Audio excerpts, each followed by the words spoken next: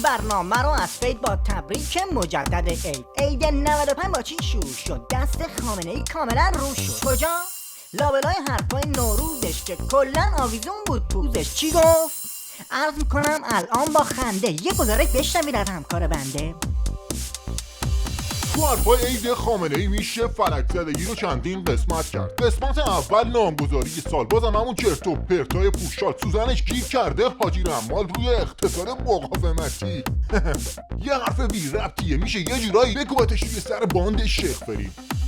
یعنی اونایی که پی معاملن با غربیا دنبال الو بلن. آره بله دیگه، مکاره توی قسمت بعدیش قد داره از رو بس و گفتش آره کی گفته برجام دو خوبه، جام بکشیم بالا این چوبه که میکنن توی آستینمون. یعنی صاف رفت تو شکم شیخفری ها. برجام دو رو مگه روحانی نگفته بود؟ بله دقیقا همینو گفته بود.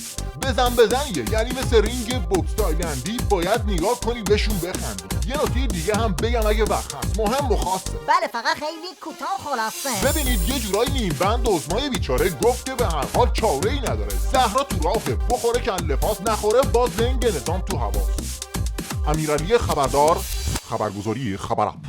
بله یکی دیگه از مهمترین وقایع خروج چکمه پوتین از سوریه است. اومده بود کمک عظما بکنه، گره مشکلشو وا بکنه، ولی دید تحقیق به صرفش نیست، اوضاع همیشه مشبش نیست. ارتش آزاد هم حالشونو گرفته، اینجوری خفتن همشون گیره. خلاصه خنجر رو از پشت زد خامنه ای و نظام خوردش ضربه. این شد که یارو تو زرزر عیدش آب دادند، اسمی از سوریه نبرد و گفتش میگویند جمهوری اسلامی از مظلومان منطقه مثل ملت فلسطین، مثل مردم غزه، مثل مردم یمن، مثل مردم بحرین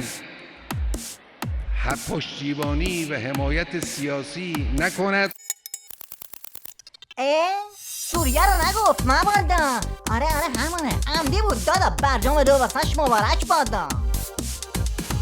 خبرم تمومه، قربون شما، تا هفته بعد خدا نگهدار، خوش باشین.